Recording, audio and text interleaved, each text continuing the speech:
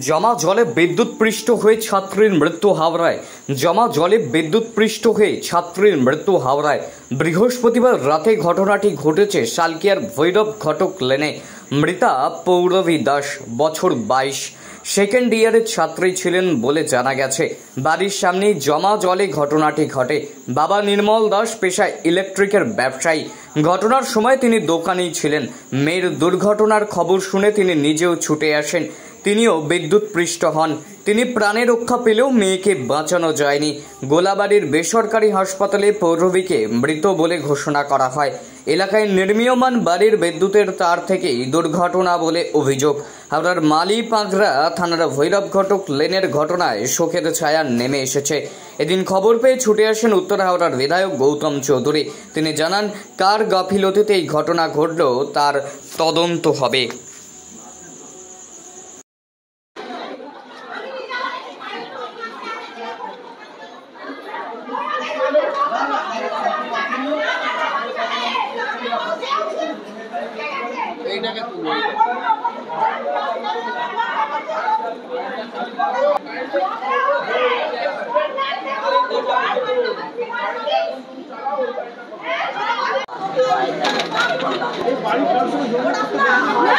পরে কথা বলছি আর বড় খবরে আছি পরে কথা।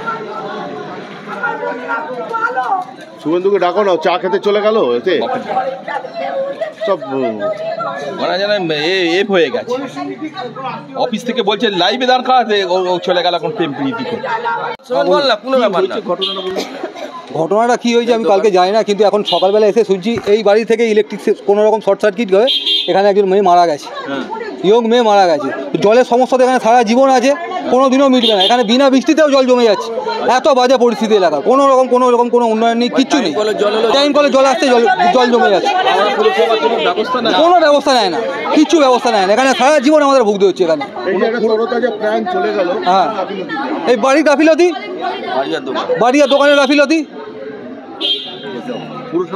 হ্যাঁ, তাছাড়া কিছুই নয়।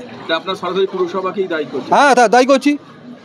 আচ্ছা, জলের কোনো কিছুর ব্যবস্থা নেই এখানে। এখানে কতদিন জল জমে থাকে? হয় সব সময় বিনা বৃষ্টিতে জল যাচ্ছে। বৃষ্টি হলে তো জল জমে যাচ্ছে 4-5 দিন, আর কলের জল থেকে যাচ্ছে। কোনো পাম্প বসিয়ে জল কোনো আজ পর্যন্ত কোনো রকম পাম্প বসায়নি, কোনো ব্যবস্থা করা হয়নি। কোনো ব্যবস্থা না। পৌরসভার ইঞ্জিনিয়াররা আসেন? না, কিচ্ছু আসে না, কিচ্ছু আসে না এখানে। আমাদের বাড়ি সব দিন জল থাকে। ঠিক আছে, আপনার নাম? সৌমেন সামন্ত।